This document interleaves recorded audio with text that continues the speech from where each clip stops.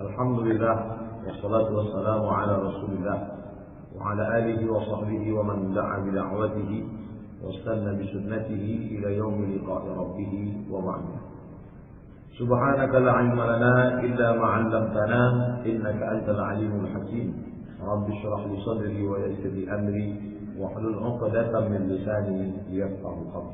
Bapak-bapak, ibu-ibu, hadirin hadirat, alim ulama, jadi pandai, yang besar tak dibawa gelar, yang kecil tak dapat disebut nama. InsyaAllah kita semua hamba-hamba yang dimuliakan Allah Subhanahu wa Ta'ala. Amin ya Rabbal Alamin. Hadis yang akan kita kaji subuh ini disebutkan dalam kitab Sunan Ibni Majah. Sunan Ibni Majah, bagi yang menerjemahkan dalam kurung HR Ibni Majah, hadis riwayat Ibni Majah. Diriwayatkan dari sahabat Nabi bernama Abdullah ibnu Abbas radhiyallahu anhuma. Kalau satu orang radhiyallahu anhu, dua orang radhiyallahu anhuma, kalau tiga lebih radhiyallahu anhum. Kenapa yang ini disebut radhiyallahu anhuma? Karena bapaknya juga seorang sahabat Nabi sekaligus paman Nabi, yaitu Abbas ibni Abdul Muttalib radhiyallahu anhu. Nama anaknya Abdullah ibnu Abbas. Ketika Nabi SAW meninggal, umurnya 15 tahun. Anak muda, segar bugar. Ketika Nabi SAW meninggal dunia, masih remaja, tapi di antara sahabat Nabi, 7 yang paling banyak hafalan hadisnya, paling banyak riwayat hadisnya dalam kitab-kitab sunnah, di antaranya adalah Abdullah ibnu Abbas radhiyallahu anhu. Dia memiliki kelebihan, pernah didoakan Nabi, Allahumma faqihhu fid din wa 'allimhu ta'wil. Allahumma ya Allah, faqihhu fid din, dalamkan ilmu agamanya, wa 'allimhu ta'wil, ajarkan dia ta'wil, pemahaman Al-Quran. Oleh sebab itu dia disebut juga dengan turjumanul Quran, orang yang paling paham, dapat memahamkan orang lain tentang makna-makna Al-Quran. Makanya banyak sekali riwayat dalam tafsir Ibnu Jarir, Abu Ja'far Ibnu Jarir At-Tabari, at-ta'wilu fi qawlihi ta'ala, makna firman Allah Ta'ala, diriwayatkan dari Imam Ad-Dhahhak dari Ibnu Abbas, diriwayatkan dari Qatadah dari Ibnu Abbas, diriwayatkan dari Jabir dari Ibnu Abbas, diriwayatkan dari murid-murid Ibnu Abbas yang sanadnya semua bersambung kepada Abdullah Ibnu Abbas radhiyallahu anhu. Adapun hadisnya, qala Rasulullah sallallahu alaihi wasallam, Rasulullah bersabda, "Salasatun la tartafi' salatuhum fawqa ru'usihim shibran." Salasatun, ada 3 golongan. La tartafi', tidak terangkat, tidak naik, salatuhum, salat mereka, fawqa ru'usihim, di atas kepala mereka, shibran, shibran sejengkal, sezira sehasta, ba setangan, selengan, shibran sejengkal. La tartafi' salatuhum, tidak terangkat, tidak naik salat mereka, shibran, walaupun sejengkal. Apa makna kalimat ini? Ada beberapa makna. Makna yang pertama, menurut para ulama, amal ibadah kita itu nanti akan menjadi naungan, perlindungan, atap, payung ketika di padang mahsyar. Makanya disebut sab'atun yuzilluhumullahu fi dhillihi wa ma la dhilla illa dhilluh. Ada 7 golongan yang akan mendapatkan naungan Allah Subhanahu wa Ta'ala, yauma la dhilla illa dhilluh. Hari itu tak ada naungan kecuali naungan Allah Subhanahu wa Ta'ala. Atap masjid ini sekarang tempat kita bernaung. Keluar nanti dari acara pengajian ini kita akan bernaung di atap kendaraan, di atap rumah, di bawah pohon yang rindang, di bawah tenda, di bawah pokok kayu. Tapi sampai masanya tempat bernaung ini tak lagi ada. Idza sama'u fatarat, langit terbelah. Wa idzal kawakibu tasarat, planet-planet bertabrakan. Wa idzal biharu fujirat, lautan diledakkan, air laut naik ke darat, tsunami maha dahsyat, hancur bergeping. Wa idzal qubur bu'thirat, semua yang dikubur dibangkitkan, alimat nafsum ma qaddamat wa akharat. Pada saat itulah orang baru sadar apa yang pernah dia buat sebagai amal, semua amal menjadi naungan. Makna hadis ini, la tartafi' salatuhum fawqa ru'usihim shibran, tidak naik salatnya walaupun sejengkal di atas kepalanya. Maknanya salatnya itu tidak bisa menaunginya di hadapan Allah Subhanahu wa taala. Tapi mungkin ada naungan yang lain, di antaranya naungan sedekah. Kullu mri'in tahta dhilli sadaqatihi hatta yuqda bainan nas. Setiap orang akan bernaung di bawah naungan sedekahnya sampai perkara diputuskan di padang mahsyar. Berapa lama kita tegak? La tazalu qadama 'abdin yaumal qiyamah. Pada hari itu kaki anak Adam akan tetap tegak di padang mahsyar. Kenapa disebut tegak? Banyak sekali dalil-dalil menyebut kita tegak. Dalam Al-Quran dikatakan, yaumal taffatis saqu bis-saq. Pada hari itu betis bertemu dengan betis. Hari ini Bapak lutut bertemu dengan lutut karena kita duduk. Tapi nanti disebut betis berjumpa dengan betis karena posisinya tegak. Kenapa disebut tegak? Karena kita bukan tamu yang terhormat. Kalau saya datang ke kantor Bapak mau tausiah ceramah, Ustaz Somad, ini acara belum kita mulai, dipersilakan Ustaz ke kantor Bapak Direktur dulu, ke kantor Pak Kepala Dinas dulu, ke kantor Pak Sekda dulu, silakan duduk Pak Ustaz. Tapi kita bukan tamu terhormat, kita tegak. Di saat tegak itu ada tempat bernaung, ada orang-orang yang dinaungi Allah Ta'ala karena sedekahnya, ada orang-orang yang dinaungi Allah Ta'ala karena kekuasaannya. Imamun adilun, pemimpin yang adil. Ada orang-orang yang bernaung di bawah naungan Allah Subhanahu wa taala karena berkasih sayang. Ainal mutahabbuna bi jalali? Mana orang-orang yang dulu di dunia berkasih sayang karena aku? Adilluhum tahta dhilli yawma la dhilla illa dhilli. Hari ini aku mau menaungi mereka, mau memberikan perlindungan kepada mereka. Yawma la dhilla illa dhilli. Hari ini tak ada naungan kecuali naungan aku. Makna pertama yang disebutkan dalam hadis ini, bahwa salat mereka tidak terangkat walaupun sejengkal di atas kepala, salatnya tidak bisa menaungi dirinya. Ini makna pertama. Makna yang kedua adalah semua ibadah kita ini diangkat, dibawa oleh malaikat setiap hari Senin dan Kamis. Makanya Nabi puasa pada hari Kamis, Bapak Ibu pun puasa banyak pada hari Kamis. Kalau sudah hari Kamis kita tausiah di Masjid Raya Pasar Bawah, itu disediakan buka puasa, ramai saya lihat jamaah yang buka puasa. Kenapa? Pada hari Kamis disediakan takjil berbuka puasa. Makanya kata Nabi ketika ditanya, hadis riwayat Muslim, kenapa engkau puasa hari Kamis ya Rasulullah? Turfa'u fihi al-a'mal. Hari Kamis amal turfa' diangkat.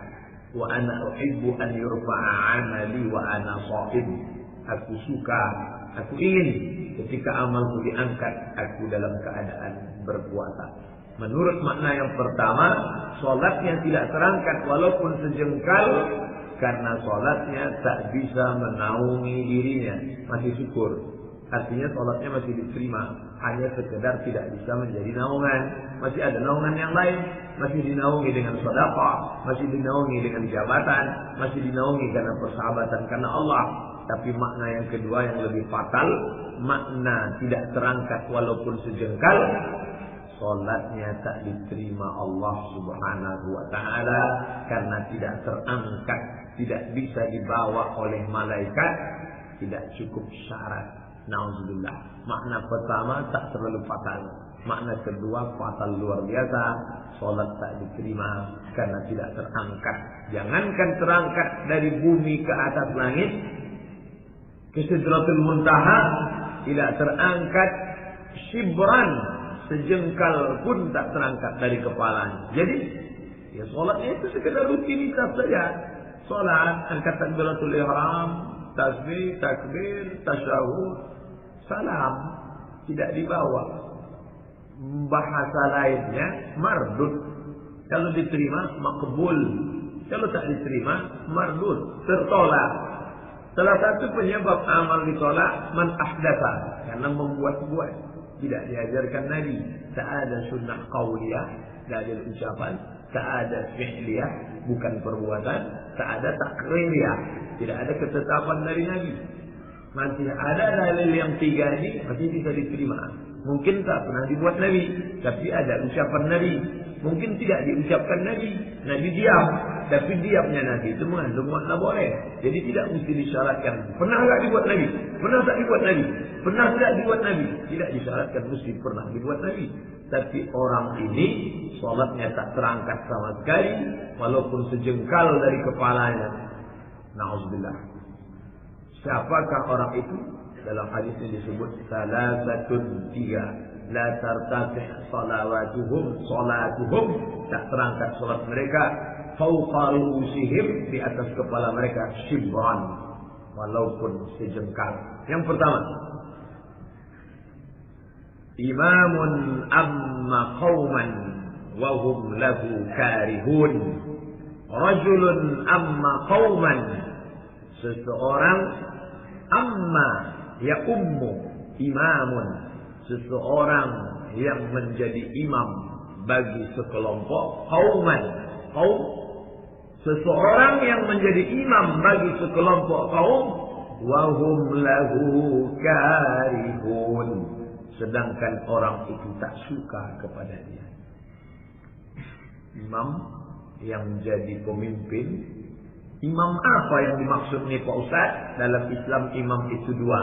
Yang pertama imamatun sughra, imam kecil. Yang kedua imamatun kubra, imam besar. Imam kecil, imam salat.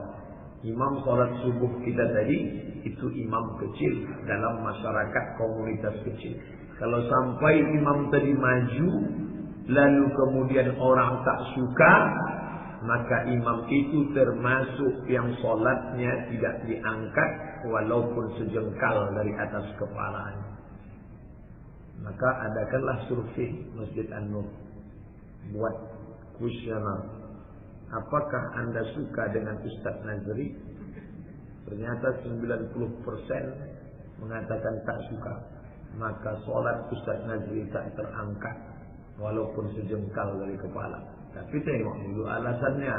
Mengapa Anda tak suka? Ayatnya panjang betul. Saya maunya inna a'tayna sama kul. Beberapa hari yang lalu masuk WhatsApp pesan. Ustaz Somad, ya. Siapa imam salat Jumat? Waktu khatibnya Dr. Mustafa Umar. Saya tak tahu. Karena saya tidak mengikuti siapa saja imam-imam sholat Jumat. Imam sholat Jumat itu banyak. Ada Ustaz Nazri, ada Ustaz Sofi, ada Ustaz Fulan, ada Ustaz Fulan. Saya tak tahu pas giliran siapa waktu Ustaz Dr. Mustafa Umar pernah. Kenapa? Karena Ustaz Somad, waktu saya sholat Jumat itu, seumur hidup saya, rasanya itulah sholat yang diterima Allah Subhanahu wa Ta'ala. Meleleh air mata saya waktu suaranya sudah naik melengking, tak tahu rasa saya entah di mana Pak Ustaz. Begitulah perasaan saya.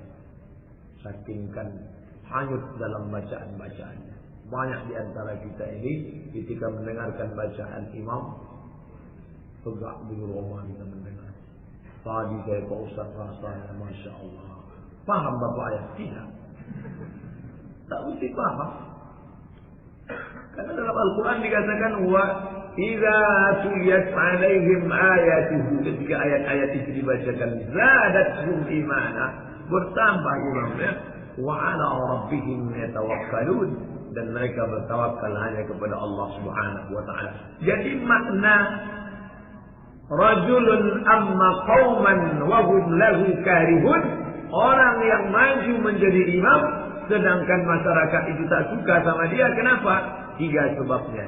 Li fisqihi wa jahlihi wa bid'atihi. Begitu dalam syarah hadis ini. Dia maju, orang tak suka. Yang pertama karena dia fasik, yang kedua karena dia jahil, yang ketiga karena dia pelaku bid'ah. Maju juga dia ke depan, orang tak suka. Ini imam yang model begini, tak terangkat sholatnya walaupun sejengkal dari kepala. Ini tak ada kaitan dengan imam. Ini kaitannya dengan AILA 1343 NG. Ada mobil jamaah yang mau keluar. Dia tadi jadi imam, ada makmum mau pulang, tak bisa pulang, harap digeser. Maka kalau ada orang maju ke depan saya, banyak sudah tanya jawab kertas yang masuk, baik di masjid ini, masjid-masjid lain. Pak Ustadz, imam kami itu bacaannya tak betul, tapi kami mesti juga menjadi makmumnya karena dia tak mau mundur-mundur. Maka saya sarankan bermusyawarahlah, buatlah tim fit and proper test imam. Ada salah seorang sahabat saya, kemarin dia curhat sama saya. Ustaz Somad, ya, saya diangkat jadi ketua masjid. Terus saya susun tim fit and proper test yang terdiri dari pori-pori independen, tidak dikenal di kampung itu, supaya orang tidak menuduh ada kepentingan. Terus apa yang dilakukan? Semua imam-imam itu kami tes lagi ulang. Ternyata ada yang tidak lulus, sudah jadi imam 26 tahun. Inilah yang sekarang sedang menimbulkan fitnah. Dikatakanlah saya begini, saya begini, saya begini. Saya bilang, la taqaf, jangan takut, wala tahzan, jangan sedih. Innallaha ma'ana. Allah bersama Bapak, Allah bersama kita. Yang penting niat Bapak baik. Niat Bapak apakah ingin menyingkirkan orang? Tidak. Niat Bapak ingin mencampakkan orang? Tidak, Pak Ustaz. Demi Allah, tidak. Lalu apa niatnya? Saya ingin ibadah umat ini terpelihara, terjaga. Karena selama ini bacaan tak betul. Dan tim yang disusun ini murni, tak ada unsur politis, tak ada unsur kepentingan. Niatnya murni untuk menjaga ibadah umat supaya terjaga. Rupanya like and dislike. Faktor suka tak suka. Kalau sudah suka, baik semuanya. Kalau sudah tak suka, yang perbuatan baik pun dikatakan salah. Saya kuatkan hatinya. Jangan takut, jangan sedih. Karena orang yang memakmurkan masjid itu ingat sifatnya. 5. Innama ya'muru masajidallah. Orang yang memakmurkan masjid, man amana billah, beriman kepada Allah, wal yawmal akhir, hari akhirat, wa aqama shalah, menegakkan salat, wa ata zakah, menunaikan zakat. Ini yang kelima nih, banyak yang tak bisa. Walam yakhsha illallah, dia tidak takut melainkan hanya kepada Allah saja. Bapak buat fit and proper test imam, takut bapak orang marah, takut bapak imam yang sudah lama tersinggung, tak peduli. Yang penting ibadah umat terjaga. Dan bagi yang sudah tak layak lagi, tak usahlah kita maju. Saya heran, apa yang kita inginkan maju menjadi imam? Yang kita kejar itu apa? Ustaz Somad tuh dia pandai ngomong aja tuh. Di masjid dekat rumah dia betul lah yang ingin jadi imam. Tak. Saya ketua masjid. Biar begini-begini ketua masjid nih. Saya ketua masjid. Di situ ada mahasiswa 2 orang. Bacaannya bagus, suaranya bagus. Tak pernah saya maju ke depan. Saya maju, silakan, maju. Kalian menjadi imam, maju. Pertama gunanya untuk pengkaderan. Kita pertahankan kita jadi imam. Kita mudah mau maju. Dia masih panjang lagi umurnya. Mahasiswa ini masih umur 25, semester 1, semester 2, 23, 22. Nanti dia akan menjadi imam di tempat lain. Pede dia. Lalu kemudian yang paling penting adalah tidak selamanya kita yang lebih tua ini lebih bagus daripada mereka. Saya banding-bandingkan suara jelas saya kalah. Saya habis ceramah suara saya hilang. Dia suaranya melenting, segar, bagus. Tafadhal, silakan maju. Bapak boleh datang ke Jalan Sukakarya, singgah ke Masjid Ibadur Rahman, dan jumpai situ. Kalau tak percaya cakap saya. Bagaimana Ustaz Somad itu? Sering dia mau jadi imam. Silakan maju. Nah, ini penting. Kenapa? Jangan sampai kita masuk ke dalam rajulun amma qauman wa hum lahu karihun. Maju menjadi imam, orang lain tak suka, tapi tak sukanya itu bukan karena sebab yang berkaitan dengan bacaan. Tak suka saya bapak itu maju karena bacaannya panjang dan pendek itu ada standarnya. Bukalah tulisan buku yang sudah kita kaji, 77 tanya jawab sholat. Download di internet, gratis dalam bentuk PDF. Di situ sudah disebutkan batasan-batasannya. Bacaan panjang, bacaan pendek, bacaan sedang. Nah, ini semuanya menjadi standar. Yang panjang itu diagak-agak 1 lembar setengah, 3 halaman. 3 halaman itu panjang. Itu dibaca pada sholat subuh dan sholat zuhur. Itu namanya bacaan tiwal mufassal, panjang. Sedangkan yang sedang itu dibaca pada sholat asar dan sholat isya. Itu yang sedang. Agak-agak 1 lembar ke bawah, 2 halaman. Sedangkan yang pendek 1 halaman atau setengah halaman itu diukur pada sholat maghrib. Maghrib pendek, zuhur subuh panjang, asar dengan isya sedang. Siapa yang mengukur standar itu? Imam An-Nawawi dalam kitab Al-Azkar. Dia sebutkan berdasarkan ijtihad dia. Karena kalau tidak begitu nanti masyarakat yang terbiasa sholat Ramadan di Masjid Raya Pasar Bawah, di Masjid An-Nur yang biasa 1 malam 1 juz, itu kalau ada imam yang baca Sabbih, baca Alam Nasrah, itu saya Pak Ustaz kalau sholat di masjid itu rasa tak sholat, rasa saya pendek betul bacaan imamnya. Sebaliknya orang yang biasa ayatnya Qul huwallahu Alam Nasrah izaja, itu bacaan imam kita tadi sudah kepanjangan betul ya, sudah gelisah dia. Nah, jadi faktor suka tak suka itu, tak suka karena apanya? 3. Li jahlihi, karena imam itu jahil. Li fisqihi, karena imam itu fasik. Li bid'atihi, karena imam itu pelaku perbuatan bid'ah, perbuatan yang tak dicontohkan Nabi SAW, baik dalam ucapan, baik dalam perbuatan maupun dalam takrir.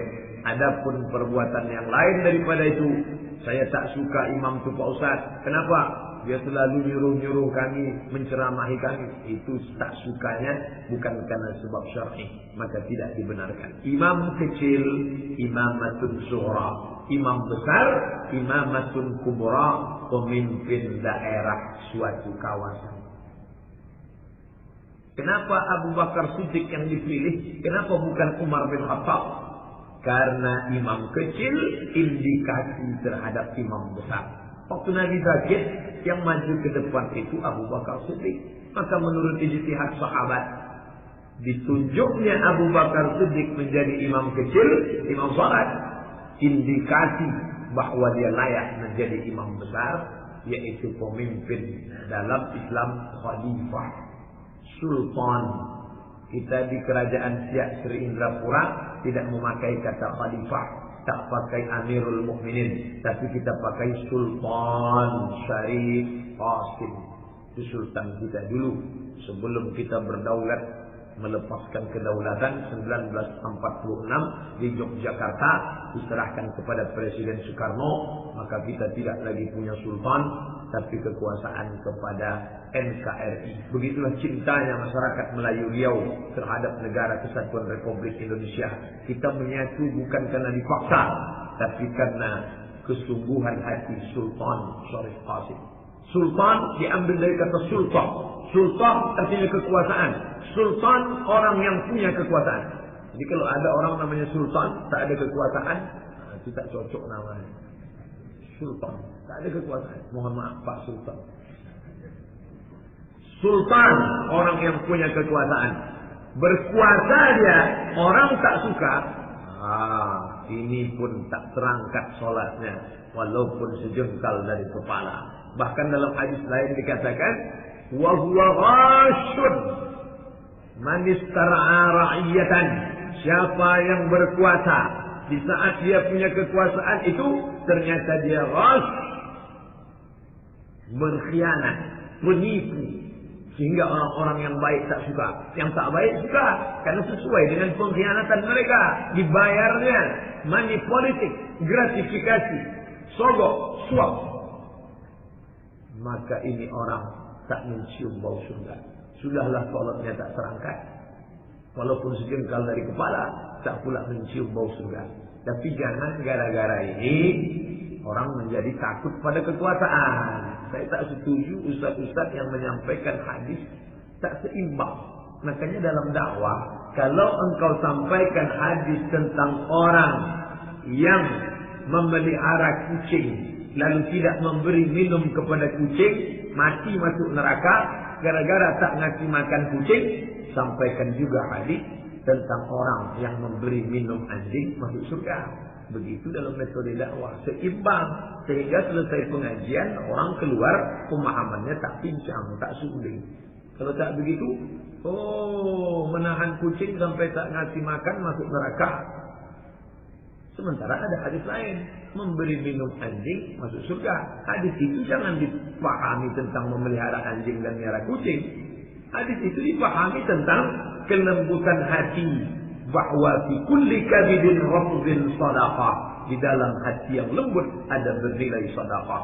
Lembut hati engkau, walaupun memberi minum seekor anjing, dibalas surga. Keras hatimu, walaupun tak memberi makan seekor kucing, masuk neraka. Seimbang antara keras hati dan lembut hati. Begitu juga dengan kepemimpinan ini.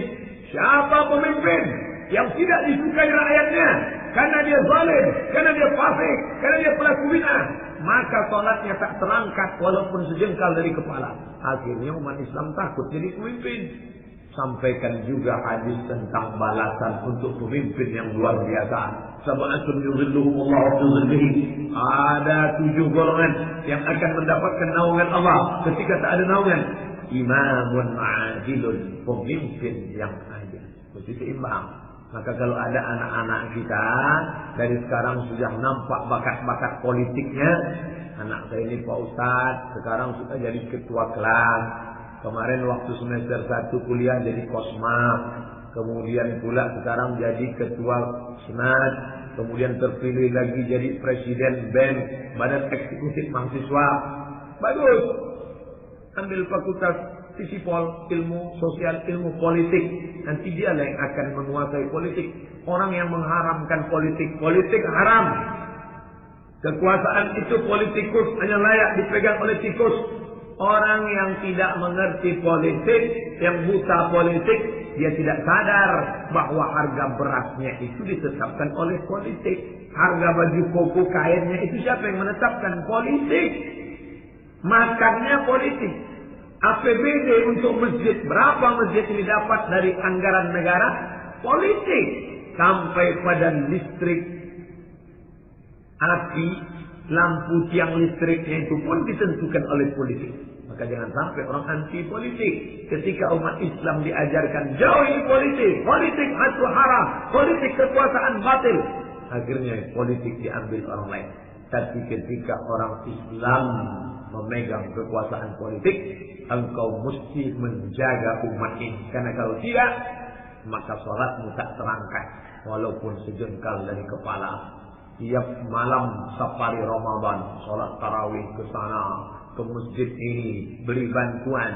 Nabi mengatakan, rajulun amma qauman, ada seorang yang menjadi pemimpin, wa hum lahu karihun, sedangkan orang tidak suka kepada dia karena perbuatannya jahil, fasik, bid'ah. Apa jahil itu Pak Ustaz? Jahil itu lawan daripada alim. Alim artinya berilmu, paham dia tentang ilmu politik, mengerti dia tentang ilmu agama, bagaimana menguasai orang lain.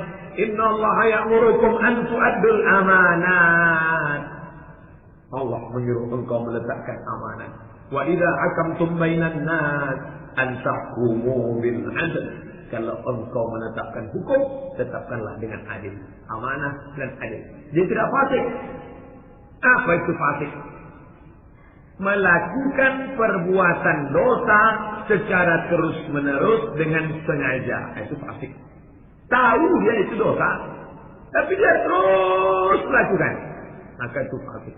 Ingat, wallahu la yahdil qaumal fasiqin. Allah tak memberikan hidayah kepada orang-orang yang fasik. Yang ketiga, bid'ah. Bid'ah itu apa? Perbuatan yang dia buat-buat, tidak ada dalil qauli, tidak ada dalil fi'li, tidak ada dalil takriri. Selama ada 3 dalil ini, tidak bisa dikatakan bid'ah. Pak Ustaz, imam kami itu pelaku bid'ah. Kenapa? Karena dia baca doa bersama. Doa bersama, mana pernah dibuat Nabi? Saudaraku, tidak disyaratkan mesti dibuat Nabi. Selama masih ada dalil am, dalil umum. Ada dalil yang mutlak, dalil tanpa terikat. Dalil qauli. La yajtami' mala'un. Sekelompok orang berkumpul ramai-ramai. Fayad'u ba'duhum, berdoa satu orang. Wa yu'amminuhum sa'iruhum, diaminkan oleh orang yang lain, orang banyak. Illa ajabahumullah, maka Allah Ta'ala mengabulkan doa mereka. Ada dalil qauliyah. Qad ujibat da'watukuma, doa kalian berdua dikabulkan Allah. Doa kalian berdua dikabulkan Allah. Siapa itu yang berdua dikabulkan Allah? Nabi Musa berdoa, diaminkan oleh Nabi Harun. Ya Allah, selamatkan kami akan menghadapi Fir'aun. Tolong kami menghadapi orang yang zalim. Kata Nabi Harun, amin. Qad ujibat da'watukuma. Selama masih ada dalilnya, tidak dikatakan bid'ah. Maka tidak betul orang yang mendefinisikan bid'ah. Jika tidak dilakukan Nabi, bid'ah. Jika tidak dilakukan Nabi, bid'ah. Kalau begitu banyak sekali perbuatan yang tidak dilakukan Nabi. Tidak disyaratkan mesti dibuat Nabi. Bid'ah itu adalah jika tidak ada dalil, bid'ah. Jika tidak ada dalil, bid'ah. Selama masih ada dalil. Dalil jauh, dalil dekat, dalil umum, tak perlu dikhususkan, maka tidak dapat dikatakan bid'ah. Ada dalilnya. Dalil qauli, dalil fi'li, dalil takrir. Mana pernah Nabi sholat sunat tasbih? Mana dalil menunjukkan Nabi pernah sholat sunat? Nabi mengajarkan, hai paman, ya ummah, maukah engkau aku tunjukkan sholat? Kalau kau laksanakan sholat ini, Allah mengampunkan dosamu yang lalu, yang akan datang, yang besar, yang kecil, yang zahir, yang batin, yang lama, yang baru. Tapi itu ada dhaif, Pak Ustaz. Satu riwayat menyebut dhaif, Imam Ahmad bin Hanbal. Tapi Imam Ibnu Salah, Imam Nawawi mengatakan sahih. Kenapa imam ini mengatakan dhaif, imam ini bisa mengatakan sahih? Pertama, karena masalah sahih dan dhaif itu masalah ijtihad. Sama dengan masalah fikih. Kata imam ini wajib, kata imam ini sunat muakkad. Contoh kurban, kata Imam Hanafi wajib, kata Syafi'i, Maliki, Hambali sunat muakkad. Ikhtilaf mereka karena perbedaan dalil. Yang kedua, satu hadis itu jalurnya bisa banyak. Jalur ini, jalur ini, jalur ini, namanya turuq, tariq, jalur. Kebetulan yang dilihat oleh Imam Ahmad bin Hanbal jalur ini sahih. Tapi yang dilihat oleh yang lain dari jalur sini sahih. Makanya ada istilah hasan sahih. Maknanya hasan wa sahih. Melihat dari jalur ini hasan, dilihat dari jalur ini sahih, dilihat dari jalur ini dhaif. Maka datanglah Syekh Mahmud Sa'id Mamduh menulis kitab At-Ta'rif, beberapa hadis-hadis sampai 7 jilid hadis yang didhaifkan oleh Syekh Albani ternyata sahih. Hadza haditsun dhaif. Ini hadis dhaif. Dikumpulkan jalur-jalurnya oleh Syekh Mahmud Sa'id Mamduh. Ternyata kata dia, hadza haditsun sahih bi jami'i turuqihi, dilihat dari jalur-jalurnya yang banyak. Ini tentang masalah dhaif dan sahih. Bapak Ibu yang dimuliakan Allah Subhanahu wa taala. Jadi kalau sampailah kita menjadi imam kecil, imam masjid, imam musalla, maupun imam besar, RT, RW, camat, lurah, bupati, gubernur, wali kota, orang tak suka gara-gara kita jahil, gara-gara kita tak adil, gara-gara kita fasik, gara-gara kita pelaku bid'ah. La tartafih salatuhum fawqa ru'usihim shibran. Salatnya tak terangkat walaupun sejengkal. Bolak-balik berdoa, Rabbana taqabbal minna salatana. Ya Allah, terimalah salat kami. Salat engkau tak diterima, tak diangkat malaikat walaupun sejengkal dari kepala. Kenapa? Karena engkau memimpin orang Orang lain tak suka karena kau fasik, karena kau jahil, karena engkau pelaku bid'ah, melakukan perbuatan yang tak ada dalilnya sama sekali. Yang kedua, imra'atun batat wa zawjuha 'alaiha sakhitun. Imra'atun, perempuan, batat, tidur. Kenapa dia? Wa zawjuha 'alaiha sakhitun, suaminya dalam keadaan murka, dalam keadaan marah, dalam keadaan tak suka. Maka perempuan ini kalau mati, meninggal dunia, salatnya tak terangkat walaupun sejengkal dari kepala, tak diterima Allah SWT. Oh, enak sekali laki-laki ini Pak Ustaz. Maka muncullah orang-orang yang meneliti hadis dari kalangan sekuler dan liberal, menyusun sebuah apa yang disebut misoginis. Misoginis artinya orang-orang yang mengatakan hadis itu condongnya hanya kepada lelaki saja, perempuan saja yang selalu direndahkan. Banyaklah jamaah bertanya ke saya, Pak Ustaz, ya katanya perempuan itu banyak masuk neraka ya Pak Ustaz. Termasuk salah satu yang ditulis hadis misoginis, mengatakan perempuan banyak masuk neraka. Perempuan yang tidur dalam keadaan dimurkai suaminya, sholatnya tak diterima. Perempuan inilah sumber fitnah di hari zaman, akhir zaman. Banyak orang masuk neraka gara-gara perempuan. Menyampaikan hadis jangan disampaikan sepotong-sepotong.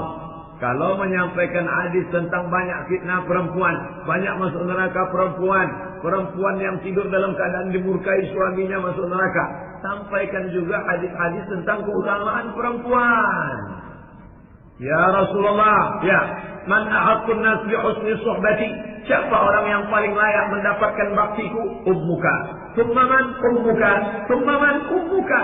Ibumu, ibumu, ibumu. Hadis kedua.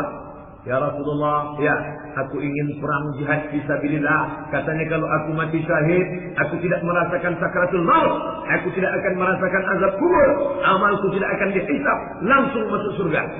Apa kata Nabi? Alaka min ummik, ibumu masih hidup, emakmu masih ada? Masih ya Rasulullah. Ilzam rijlaiha fatammal jannah. Urus tapak kakinya, kau dapat di surga. Makanya muncul ungkapan al-jannatu tahta aqdamil ummahat. Surga di bawah tapak kaki ibu. Jangankan kau urus kepalanya, jangan kau mandikan dia, jangankan kau belikan bajunya. Ilzam rijlaiha, tapak kakinya kau urus. Fatammal jannah. Surga kau dapatkan di sana. Nanti kalau datang seorang laki-laki ke kota Madinah ini, kalian minta doa kepada dia. Doanya makbul, tak terhijab, tak terdinding. Mustajabud dakwah. Siapa dia ya Rasulullah? Wais Al-Qarni. Hidup di zaman Nabi, tapi tak berjumpa dengan Nabi. Nabi perang Badar, Nabi perang Uhud, dia tak pernah ikut berjihad.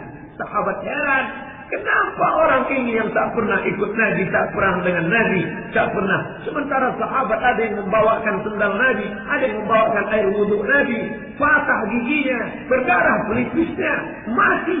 Tapi orang ini malah doanya makbul. Kata Nabi, pokoknya nanti kalau dia datang, kalian minta saja doa kepada dia. Karena doa dia makbul. Setelah Nabi SAW meninggal, barulah dia datang. Orang ramai-ramai menjumpai dia. Kenapa doamu makbul, wahai Wais Al-Qarni? Ternyata dia tidak datang ke Madinah waktu Nabi masih hidup, karena dia merawat ibunya di Yaman. Masyirat syahrin, 1 bulan perjalanan dari Madinah, dari Makkah ke Yaman. Ibu perempuan, itu kan perempuan. Bagaimana dengan anak perempuan? Perempuan diangkat derajatnya. Man 'ala thalatha banatin, siapa yang merawat 3 orang anak perempuan, fa'addabahunna, dididiknya dengan pendidikan Islami yang baik, sopan santun, disuruh pakai jilbab, disuruh pakai baju kurung, baju panjang. Wa zawwajahunna, dinikahkannya dengan orang baik-baik. Wa ahsana ilaihinna, dia buat baik sampai mati.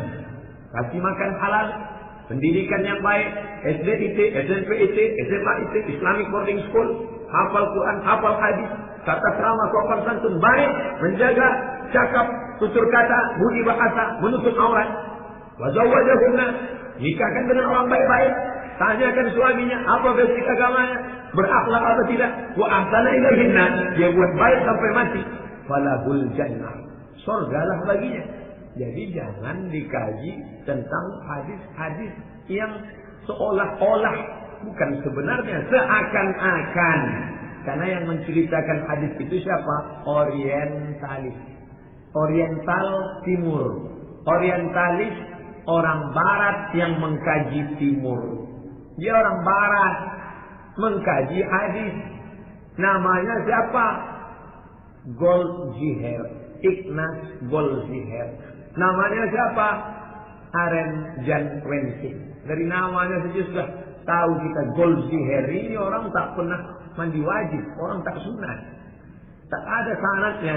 Dia baca saja hadis itu dari awalnya kepalanya itu sudah rusak, tidak objektif. Memang dari awal dia sudah benci Nabi, benci hadis Nabi, tapi dia kumpulkan hadis-hadis melecehkan perempuan. Padahal bukan melecehkan perempuan. Nabi bercerita tentang fakta dan kata. Pak Ustaz, apa betul kami ini paling banyak nanti masuk neraka? Kata Ustaz kemarin ceramah, perempuan kalian banyak masuk neraka. Ditanyakan itu kepada Syekh Ibn Utsaimin. Syekh, ya, apa makna hadis paling banyak masuk neraka? Karena perempuan itu jumlahnya paling banyak. Di neraka dia banyak, di surga dia juga banyak. Pengajian-pengajian di mana-mana masjid, banyak perempuan. Di sini saja sedikit perempuan karena subuh banyak yang tak bisa datang sendiri. Tapi di masjid lain, PKMT, kalau sudah pengajian, ramai perempuan. Di mana-mana masjid banyak perempuan. Jadi kalau dikatakan perempuan banyak masuk neraka, karena memang jumlah perempuan lebih banyak. Di neraka banyak, di surga pun banyak juga. Masuk akal, rasional. Tapi tentang masalah perempuan banyak melaknat cakap, itu pun tak dapat dipungkiri. Memang banyak perempuan ini cakapnya lebih banyak daripada laki-laki. Kalau ada laki-laki banyak cakap, itu dia mungkin mengikut-ikut perempuan. Oleh sebab itu maka ungkapan Nabi tentang masalah imra'atun, seorang perempuan batat tidur di waktu malam, wa zawjuha 'alaiha sakitun, kemudian suaminya dalam keadaan murka, marah kepada dia, maka di situ dijelaskan ulama marahnya itu karena apa? Karena perempuan itu tidak menunaikan kewajibannya sebagai perempuan. Murka suaminya, maka perempuan itu la tartati salatuhum, tidak terangkat salatnya shibran, walaupun sejengkal.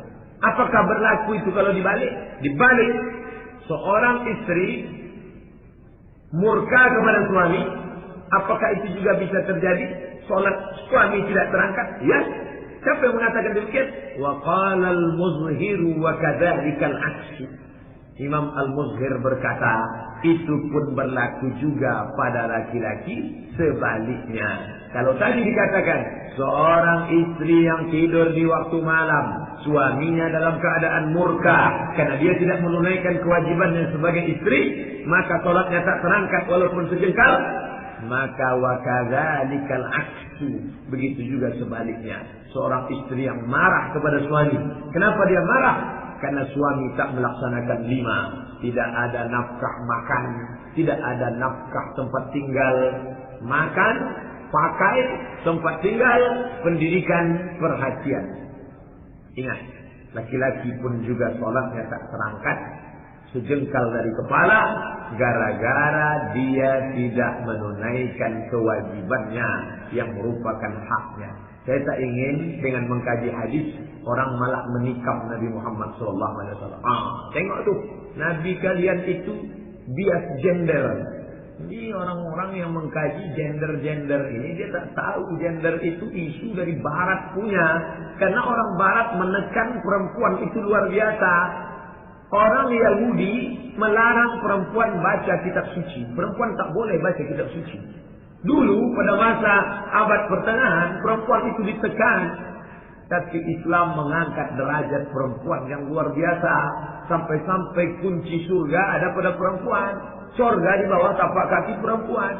Maka Islam tidak pernah mendiskreditkan perempuan. Adik-adik remaja, bapak-bapak, ibu-ibu yang sedang membaca di internet bahwa Islam itu melecehkan perempuan, perlu dilihat itu tulisan orang yang otak kepalanya bekudis. Tak betul dari awal, niatnya sudah salah, berguru kepada orientalis, maka hasilnya pun begitu juga. Maka dalam Islam diajarkan, Islam mengangkat derajat perempuan. Tapi ketika perempuan ini tidak menunaikan kewajibannya, lalu suaminya murka. Hadis ini menyatakan dengan jelas, imra'atun, ada perempuan batat tidur di waktu malam, wa zawjuha 'alaiha saqitun, suaminya dalam keadaan murka, mati dia. Salatnya tak terangkat walaupun sejengkal dari kepala. Artinya, jagalah aturan kita masing-masing. Sebagai suami, tunaikan kewajiban kita menjadi hak istri kita. Makan sudah kasih, sudah Pak. Pakaian sudah. Tempat tinggal sudah. Pendidikan sudah. Perhatian sudah. Cukup. Begitu juga dengan perempuan. Apa yang dia suruh sudah saya lakukan Pak Ustaz. Dia tak juga suka sama saya. Itu berarti ada sesuatu. Something wrong. Oleh sebab itu dalam Islam diajarkan hak, tunjuk ajar. Bukan pada saat nasihat pernikahan. Nah, ini perlu diluruskan. Kenapa banyak laki-laki perempuan tak tahu hak dan kewajibannya? Sudahlah di sekolah dia tidak ada pendidikan agama, tinggal di lingkungan masyarakat tidak memperdulikan agama, orang tua pula tak ada tunjuk ajar, tak pernah mementingkan agama, laptop dibelikan, iPad dibelikan, mobil dibelikan, motor dibelikan, tapi agama tak pernah dikasih.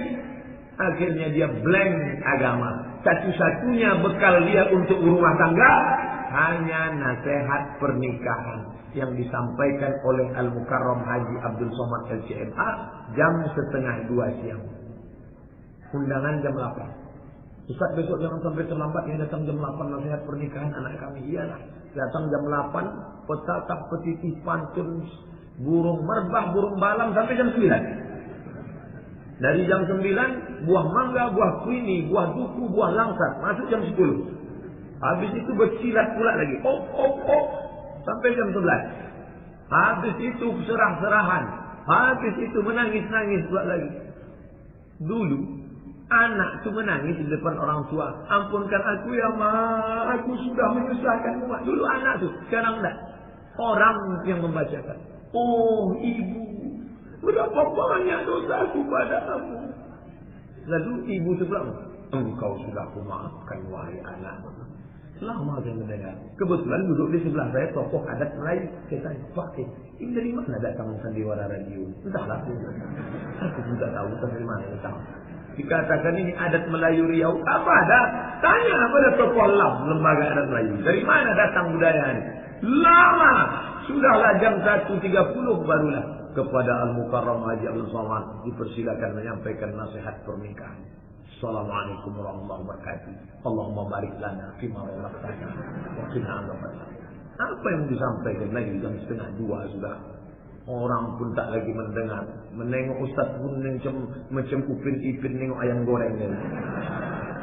Tak ada lagi bisa dengar. Wahai kedua mempelai, aku menyampaikan tausiah kepada kalian berdua. Bukan didengarnya cakap ustaz. Wasiklah berfoto. Tak perlu dia lagi. Seminggu sebelum nikah, 2-3 hari sebelum nikah, dudukkan anak menantu. Belum datang lagi tamu-tamu, tak ada. Panggil Ustaz. Ustaz Mawardi Muhammad Saleh. Ustaz Mustafa Umar. Dudukkan. Ustaz, tolong nasihatkan anak kami. Dari pagi, siang sampai petang. 16 tatap muka, rapel 1 hari. Dudukkan dia, apa hak kewajiban dia. Biar tahu dia, nenek mama bagian adatnya. Adat besan di syarak besan di kitabullah. Ikulah orang nan awak dulukan. Selangkah, tinggi seranting. Batangnya tempat bersandar, daunnya tempat bernaung, akarnya tempat bersila. Terserahlah entah apa-apa namanya. Yang penting ada tunjuk ajar. Bukan dalam 7 menit orang mau disulap pun payakun abrakadabra. Ini penting. Kenapa? Karena kalau tidak, ibadah solatnya dia rajin solat. Wa huwa alaihi dalam keadaan dimurkai Allah Subhanahu wa taala. Yang terakhir, yang ketiga. Wa akhawani mutasariman. Akhun satu orang. Akhawani dua orang. Mutasarimani berkonflik, berkelahi, bertikai. Yang putus silaturahim, bersaudara. Oh, yang Ustaz maksud itu bersaudara maksudnya saudara kandung Pak Ustaz. Innamal mu'minuna ikhwah. Semua orang beriman bersaudara. Saya tak tengok bapak orang Minangkabau, orang Batak, orang Jawa, orang Melayu, orang Sunda, orang Banjar, orang Bugis. Kita semua bersaudara. Apa yang mempersaudarakan kita? Asyhadu an la ilaha illallah wa asyhadu anna Muhammadan Rasulullah. Makanya Nabi mengajarkan la yu'minu ahadukum, kalian tidak beriman hatta yuhibba li akhi. Saya manggil bapak akhi. Manggil perempuan ukhti. Akhi, kita tak seibu saya, tapi kita dipersaudarakan oleh la ilaha illallah Muhammad Rasulullah. Kalau sudah bersaudara, la yahillu li muslimin ayyahjura akahu. Tidak boleh seorang muslim mendiamkan saudaranya. Fauqa salasi layalin, lebih dari 3 hari 3 malam. Jangan didiamkan, itu saudara. Dia itu kawan kita. Pak Ustaz, bolehkah saya mendiamkan saudara saya? Karena kalau saya ngobrol dengan dia, dia suka menceritakan aib orang lain. Tak boleh. Jadi saya ngobrol sama dia, say hello saja. Assalamualaikum, apa kabar? Good morning, selamat pagi. Langsung pergi. Ini kabarnya anak saya. Sebentar, aku ada pulang. Tapi untuk diam putus sama sekali tak boleh.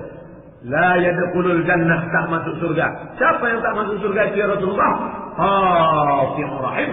Orang yang memutus tali silaturahim. Orang yang memutus tali silaturahim. Qati'ur rahim. Tak putus hubungan dengan Allah, tapi bisa putus disebabkan memutus tali silaturahim. Makanya solatmu tak terangkat. Solat tahajud rajin, solat duha rajin, solat isyraq rajin, solat awabin rajin, solat witir, solat sunat mutlak, solat sunat tasbih, solatnya banyak. La tartati fawqa ru'usihim shibran. Tak terangkat di atas kepala walaupun sejengkal. Kenapa bisa begitu? Akhawani mutasarimani. Dua orang yang bertikai, berkelahi, berkonflik, berdamai. Doa malam nisfu Sya'ban.